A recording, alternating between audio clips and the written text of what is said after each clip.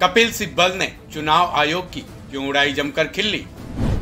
चुनाव आयोग की निष्ठा पर क्यों उठाए सवाल? 7 चरणों में चुनाव कराने पर सिब्बल को कैसा शक? लॉयल्टी दिखा रहे हैं और भाजपा को बता रहे हैं कि भैया देखिए, जो आप चाहोगे वैसा ही होगा और 7 फेजेस में होगा, ताकि आपको आपके जो भी आपके फौज है, सेना है, आपके प्रचारकों की सेना है, वो हर फेज में वहां तैनात रहे और मुकाबला करे। और मतलब हर फेज में चुनाव आयोग की लॉयल्टी साफ दिखाई देती है। सर, जिस तरीके से जम्मू कश्मीर के भी स्टेट इलेक्शंस की नहीं हुआ, आपने सुनवांचुक अभी मेंशन किया, काफी लोग नाराज थे कि सिक्योरिटी रीजंस हैं, बट ईसीआई बोल रहा है कि वो कमिटेड है कि करवाएंगे चुनाव। आप नहीं, कमिटेड कब है? उन्होंने पहले तो कहा कि चुनाव हम करवाएंगे लोकसभा इलेक्शन के बाद, लेकिन वो चुनाव राज्य सरकार के चुनाव नहीं है, वो यूनियन टेरिटरी के चुनाव की बात करते हैं। तो मांग तो लोगों की ये है ना कि भाई, आप कैसे एक यूनियन टेरिटरी, एक राज्य सरकार को, एक स्टेट को आप यूनियन टेरिटरी बना दो और फिर आप स्टेट की इलेक्शन नहीं करवाओ।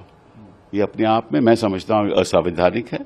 और मैं ये भी समझता हूं कि कोर्ट को, सुप्रीम कोर्ट को, ये जो बयान था सोलिसिटर जनरल का, नहीं मानना चाहिए था, क्योंकि बयान के आधार पे आप कैसे कह सकते हो कि ठीक है, हम उन्होंने बयान दे दिया क्योंकि नई सरकार बनेगी, वो इलेक्शन करवाए या ना करवाए। तो ये मैं समझता हूं कि ये गलत था, लेकिन जो भी है, मैं नहीं समझता कि ये चुनाव करवाएंगे। ईडी के वर्किंग के भी आपने बहुत क्वेश्चन किया, आपने रेज भी किया था ये मैटर। प्रधानमंत्री ने मगर जो क्रैकडाउन हुआ है करप्शन पे, उस पर तो प्रेज किया ईडी को, क्योंकि अभी अरविंद केजरीवाल तो जो रेज तो करेंगे, जैसे ही विपक्ष के खिलाफ ईडी जाती है तो प्रधानमंत्री बड़े खुश होंगे और उनको ये भी मालूम है कि ईडी इनके कब्जे में है, और क्योंकि उनके कब्जे में है तो अपने लोग के खिलाफ कोई कार्रवाई नहीं होगी। और जिस तरह से आपने देखा कि ईडी की रेड हुई और फिर समझौता हुआ और उसके बाद इनको पैसा मिला, इलेक्टोरल बॉन्ड मिला, तो प्रधानमंत्री जी को मालूम है कि कौन पैसा दे रहा है और कौन समझौता कर रहा है करप्शन के साथ, उनको मालूम है।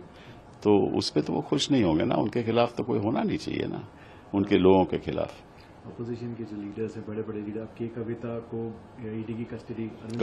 ईडी की कस्टडी, हेमंत सोरेन को अभी भी जेल में है बेचारे। उधर आपने अरविंद केजरीवाल का 9th टर्म, 9वीं बार उसको ईडी का समन दिया है। कैट हैज 9 लाइव्स, अब 10वीं बार भी देंगे। हाँ, और बाकी भी विपक्ष, बघेल साहब को इन्होंने सुना है, वो भी उन्होंने नोटिस उनको दिया है। तो ये चुन चुन कर विपक्षी नेताओं के खिलाफ कार्रवाई करेंगे। ये देश को जान लेना चाहिए कि जो लोकतंत्र है हमारा, वो संविधान के मुताबिक नहीं चल रहा। ये मोदी जी जो चाहें वैसे ही चलेगा, ये देश संविधान के मुताबिक नहीं चलेगा। आखिरी प्रश्न मेरा रहेगा सर, जिस तरीके से बातें सामने आ रही हैं और आज इंडिया ब्लॉक का एक बहुत बड़ी रैली भी होने वाली है, इलेक्शन की डेट आज, इंडिया को तो ये ब्लॉक करेंगे।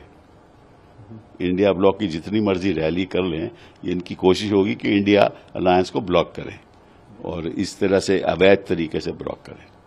इलेक्शन बॉन्ड पे आपने बोला है, आप क्या चाहते हैं कि अपोजिशन कैसे, ऑपोजिशन इकट्ठा होके हर नागरिक के पास जाए, इस देश के हर नागरिक के पास जाए कि किस तरह से ये धांधलेबाजी हो रही है, किस तरह से बयान ये आता है कि हम करप्शन के खिलाफ हैं, लेकिन करप्शन में ये पूरे सीमित हैं।